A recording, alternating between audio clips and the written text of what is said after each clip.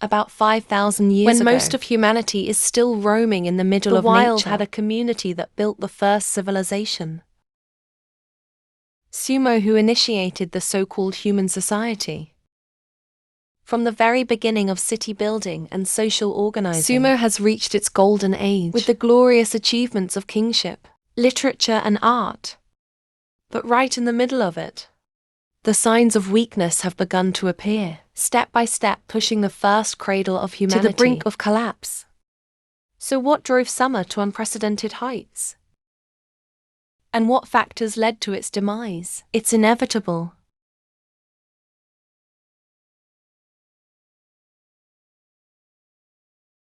We're going to the legendary land. It used to belong to the Sumo people. It's a large one. It lies between the Tigris and Euphrates rivers. The ancient Greeks called this land Mesopotamia, or we're known as Mesopotamia.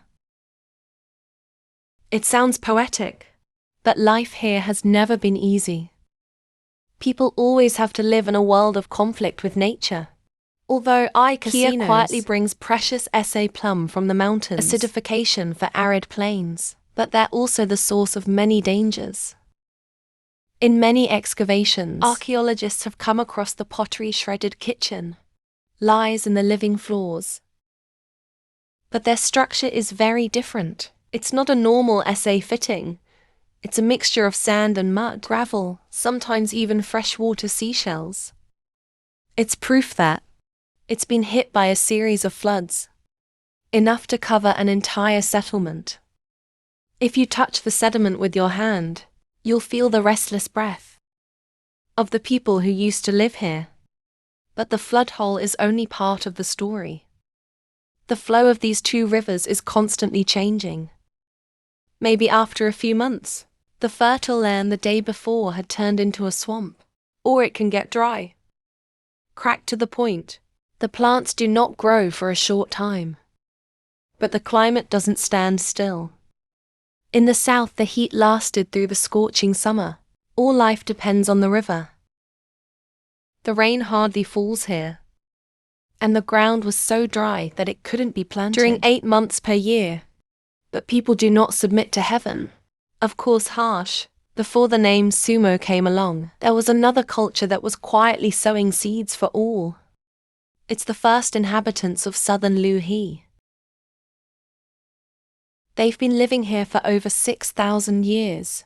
From very early, the Obeids understood that if you can't control the water, you'll not be able to survive. So the first canals were dug. Take water from the river into the field, divided into small branches that regulate seasonally. These streams don't just water the land. It's also connecting communities, expanding the population, creating a network of interdependence. It's called the water revolution. No noise, no blood. But that changes everything. Little by little, they learn to navigate the flow, turning the wasteland into a place to live. And when the water's under control, the plants grow steadily. When the food is partially full, residents no longer have to cling to their fields all year round. And gradually, they're no longer just living by the beat of nature. It's starting to create its own rhythm. It was then that the first seed of the city began to grow. As brilliant as the first Saue in the Mesopotamian sky. That's Uruk.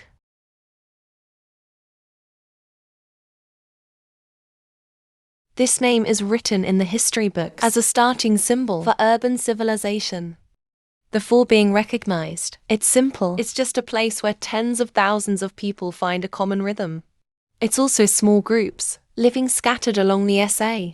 Seasonal water up and down. Out here, group grows into a community casting.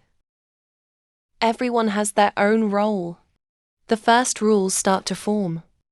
In order to maintain common life and to collectively set foot in the world of order and organization, labor is gradually compartmentalized. New people in turn appeared as making ceramic woven fabric, forging metal cargo, engraved seal food management, storage and organization of information.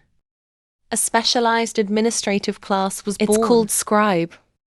Thanks to them, the memory of the community is no longer. It depends on each person's ability to remember. For the first time, words were transformed into visual cues. In the form of rudimentary symbols, the memory is engraved on the object. Typical as some stone cylinder seals, it's extremely finely crafted. Every time Lan up clay, they show a world as small as a field. Sacrifice the shadow of the gods or each specific item. It's not just the decoration of each seal. It's the identity. Sign the confirmation. They're probably the first legal markers in human history. But making Sao such a large community may be born together, live and grow. The secret that lies at the heart of every activity is to worship. It's not just where people come to pray. It's also the silent heart that moves the economic spin of the city. From the deep barley chambers to the wool sheds. Jia Tung. Of course, there is no shortage of handmade products such as textiles, pottery and jewelry. Everything is pouring here like blood to Tim. To make the work run more smoothly, the most important people are the officers. They don't just pray for good sales, but also take on the task of output statistics, divide the land, human resources arrangement, and organize labor teams to build the building, fix the channel. This comprehensive management system has created an order. The society is stable through close coordination of resources and efficient allocation. The temple became the center that brought people together, encouraged them to serve the gods and build community. Prosperity. This is the foundation for the development and expansion of Uruk. If monastics help create and manage communities, the rise of the South.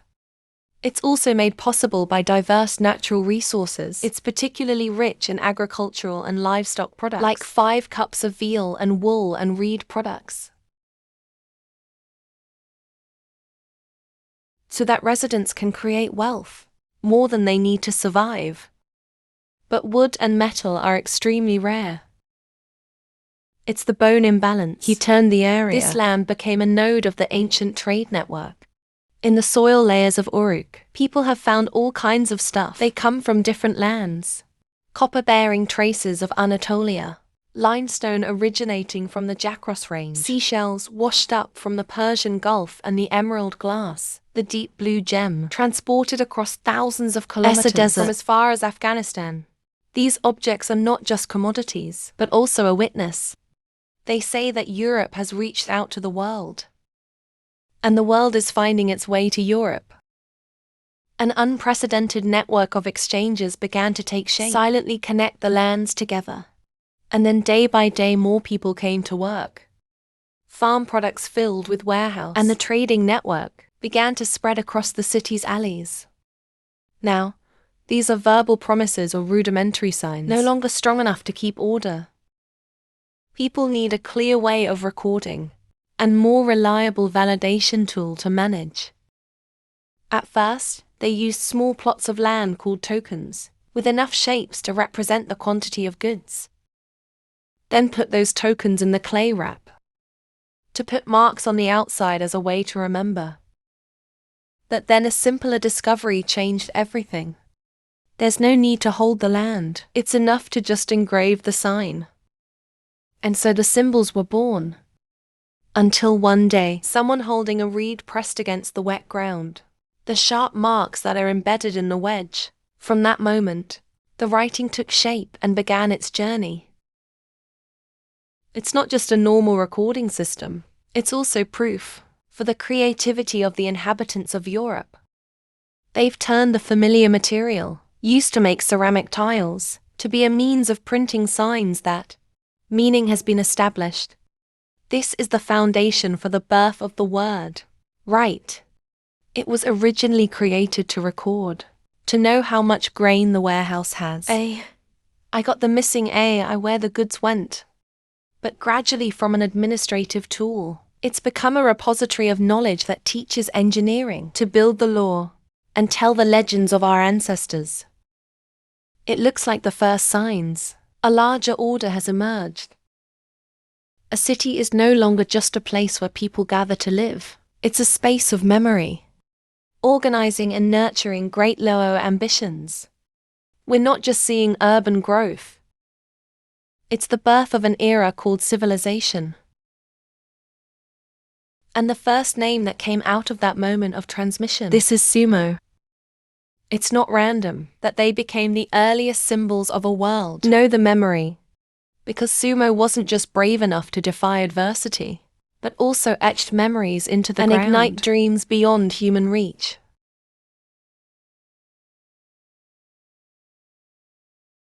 After seeing the birth of the city and tremendous advances in infrastructure, the question is, what brought together tens of thousands of people in Uruguay? Let them come together to create a common order, no longer just living for yourself. It's the birth of a society with a clear form. For the first time in history, humans enter the hierarchical system. Here is life. Work and property are no longer divided equally among all. It's about position and power, arranged like bricks in a large building. Social structure of the Samba period. It's not carved in stone like the pyramids of Egypt, but it's clearly no less solid. At the top is Lugan, meaning king or ruler. At first this person could be an honest priest, but as the population grows and resources become more abundant, the Lugan became a symbol of religious power and secular. They don't just sacrifice. They make decisions, oversee food distribution and command the army. It's time for the government to get out of the temple, officially entered the field of social governance. On a large scale. Liver guards are a class of bureaucrats. They're responsible for organizing production, give food sticks and record everything, from the grain that's in stock until the goods have been shipped. There's a team of 5 soldiers. Although not crowded, it plays a big role in keeping order. Protect the temple, channels and sometimes the power of the head. At the last levels of society, they were farmers, laborers and slaves. Some of them were prisoners of war. Some have to pay for debts they can't pay. But don't take them lightly. It's those muddy hands that plowed the land. Take water back to the field. Harvest each bunch of barley. Take goods to the temple. The work seems monotonous. It's the silent pulse that feeds the city. Ever bought the case? Every movement of life here begins with them. But as society grows, people's hearts start touching and then disputes arise. We can't just rely on trust or goodwill.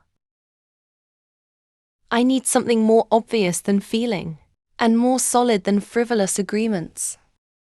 The sumo civilization soon showed its sophistication through many collections of legal regulations, the forerunner of written law.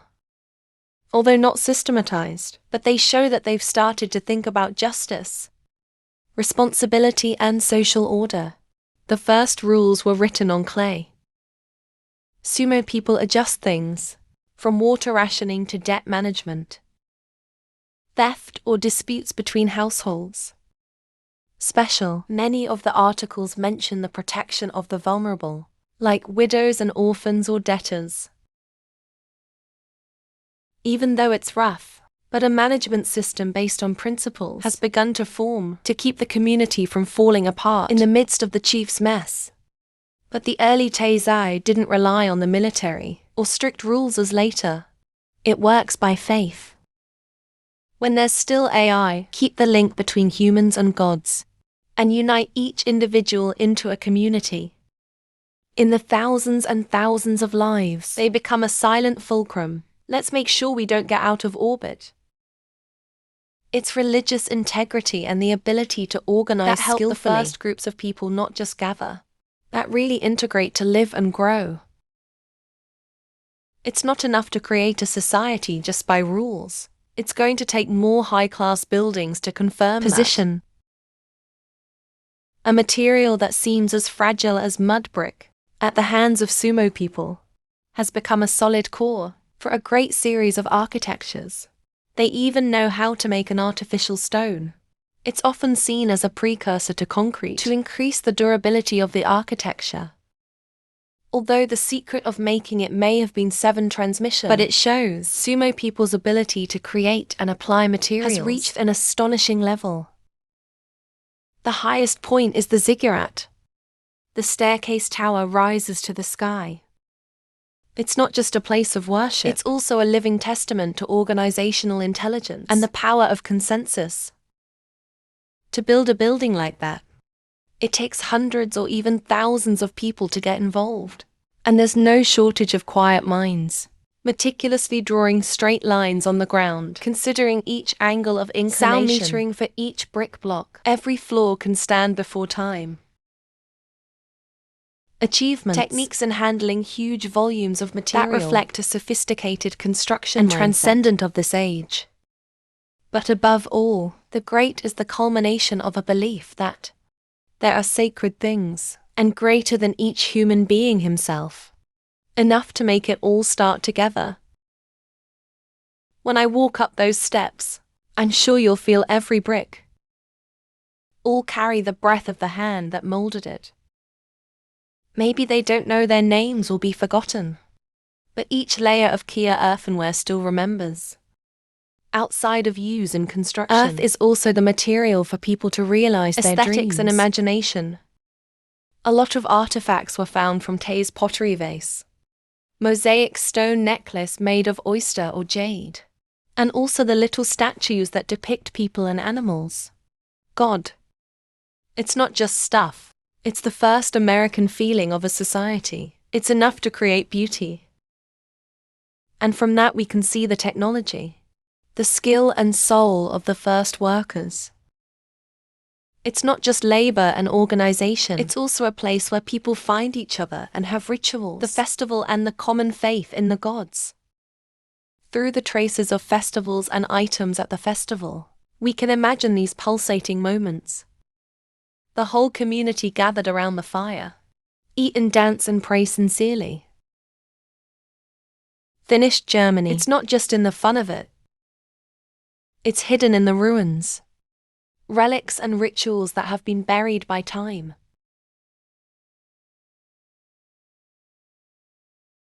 Through archaeological excavations, we'll see tombs in the rubble.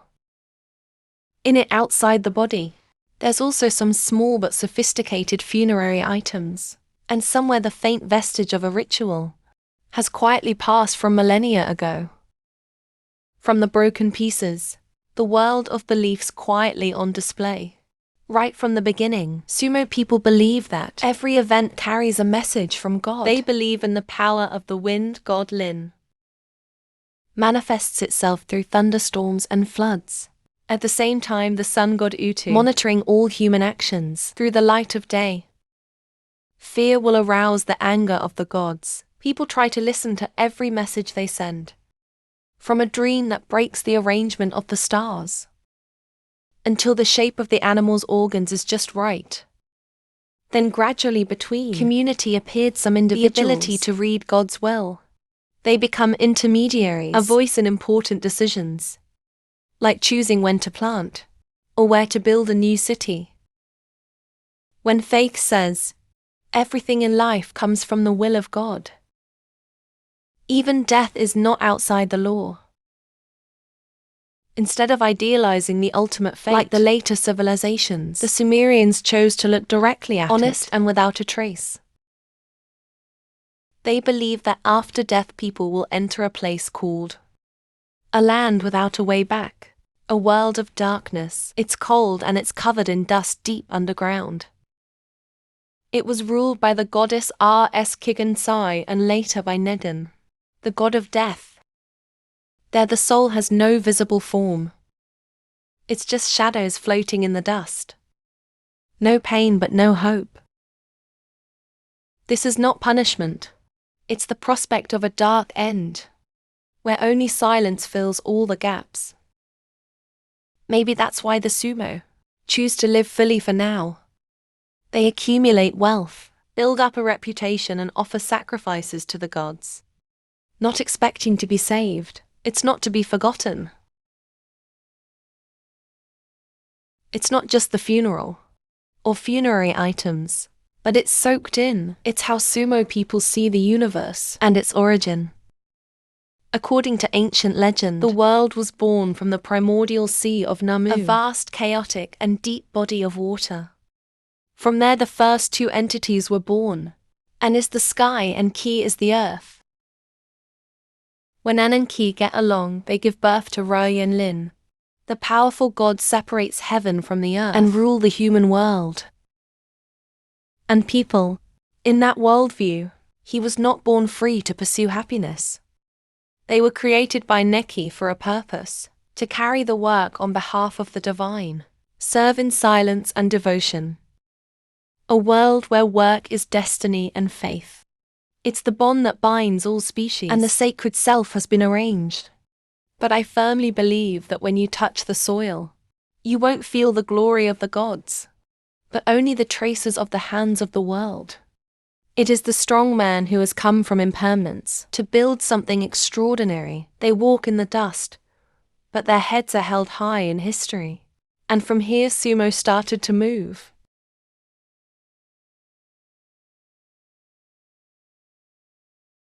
Standing among the sprawling ruins of Lu He, we can feel a very strong sense of transmission.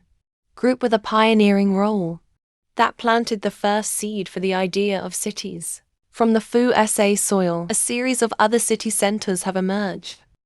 This is the era of the independent city-states, the autonomous areas. Every place has its own government, its own laws, and its own gods. Power has not been consolidated, but territorial ambitions and influence began the carnation. Each city-state as an independent being. They're not just different mythologies or beliefs. They also own the rules, own social structure, the same calculations silently, to stretch ourselves beyond the inherent boundaries. To better understand this era, we'll discover what's left of the past. The broken pottery and the silent ground, it's real evidence of power, the distance and tragedy of the sumo. It is a city located in Babylon, about 200 kilometers to the southeast. This used to be a thriving, vibrant center. It's fed by channels that channel water from the Euphrates River. Over time, the flow changes, that the fertile plains are turning into deserts. When this area is visited by visitors, archaeologists have discovered a thriving kingdom. Everything here can be the peak of beauty and the subtleties of Sumer civilization. At the Royal Mausoleum a chronological chart cemetery, about 2600 BC, they found many treasures. For example, a solid gold helmet, an Ngok Lam-encrusted dagger with intricately carved cylinder marks, and the lily decorated with golden bulls' heads. Exquisite muscles mosaic. Each item displays the pinnacle of human art. Sumo. They're also evidence of a highly stratified society where the ruling class lives far away. People are the main labor force. As we dig deeper, a haunting discovery emerges. Next to the royal tombs, they also found mass graves. 10 servants of musicians. The soldiers were buried with their owners. The bones are carefully arranged and personal use remains nearby. They seem to have been voluntarily or under duress, participating in a cruel sacrifice ritual to continue to serve its owner in the afterlife. This discovery not only confirmed the presence of the rulers of the first dynasty in ancient sumo inscriptions, it reveals a special ritual where loyalty is pushed to the extreme and power exposes its coldest dark side. But is not the only city-state desire for dominance.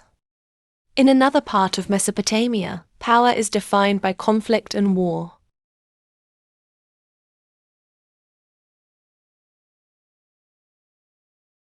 Lagash and Umma are two rival states, wrapped up in a conflict that lasted more than a century. This feud revolves around Genana, the fertile land between the two cities.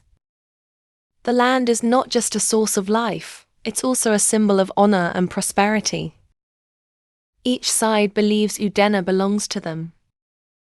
That belief has sparked endless battles, where territorial ambitions and power, tested by every sword, every stone engraved with an oath of vengeance, You can imagine through the team that Gas enters the field in a formation of warriors, with a large shield. And he's leaning forward. Mobile steel wall forming machine, they stepped on the enemy's body.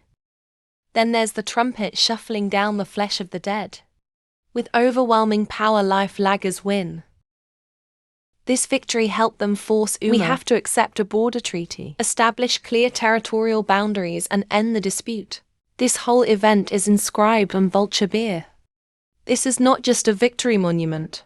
It's also a strong statement of sovereignty. It's the earliest evidence that it was the organized military and tried to resolve the conflict by treaty to be written. That marks an important step forward in ancient political thinking.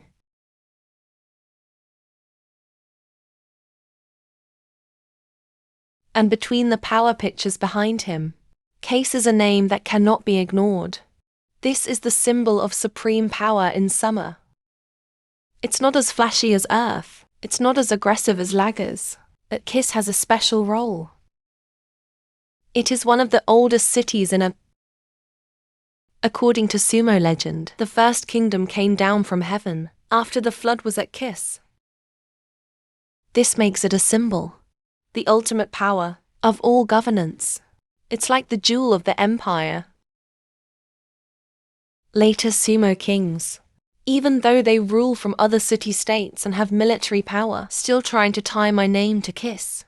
Because the title of King of Kiss is not just a claim to sovereignty, it's a confirmation from tradition and the gods. It will be of great benefit in strengthening the position, reduce uprisings and establish stable management. It's an address because Mesopotamia doesn't just need an army, but also to be recognized as part of the old order. And so Kiss became a pillar, spirit for the unifying ambition of this land. If war and titles, it's how the state asserts power. Culture is the way to immortality. When there is peace, Haizuma realized that the greatest strength is not in the sword, but in knowledge. From there, the great development of wisdom and art began.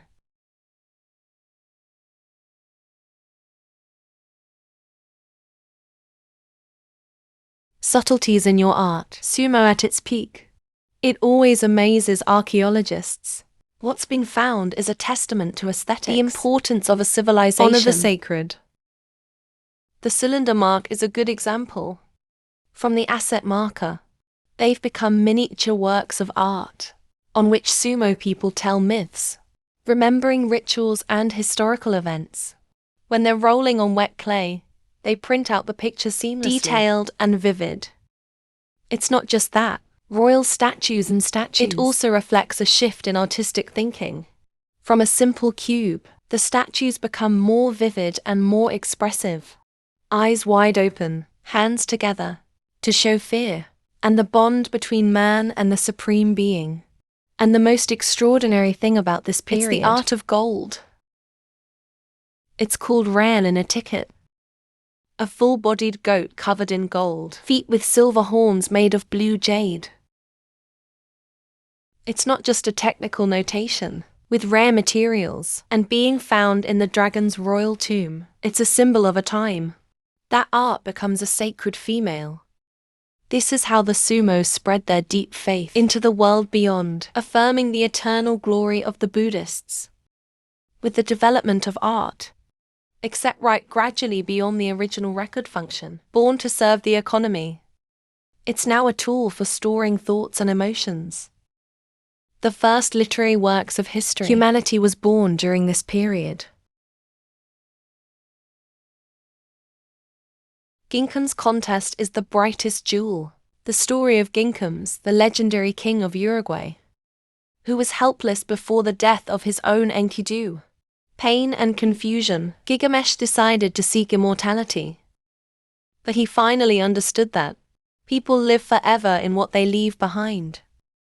It's not just an adventure story, it's also a deep CA exam about friendship, loss, and the 9 perpetual questions about the meaning of life. That's what we're still thinking about thousands of years later. Outside King Games, your other myths, sumo also reflects a rich worldview. It's called Inanna to Hell. It's about the powerful goddess Inanna who bravely enters the dead, to give up all the power to be resurrected. Through which the artist understands that death does not close everything. It opens up a whole new cycle of existence. Loss is inevitable, and life is only complete when it's through the darkness. In Enki mythology and world order, Enki, the great god of water, the wise and creative man, is described as having traveled the universe to bestow sacred principles, shaping the devotional life, from agricultural law to art and loyalty. It all comes from that great gift.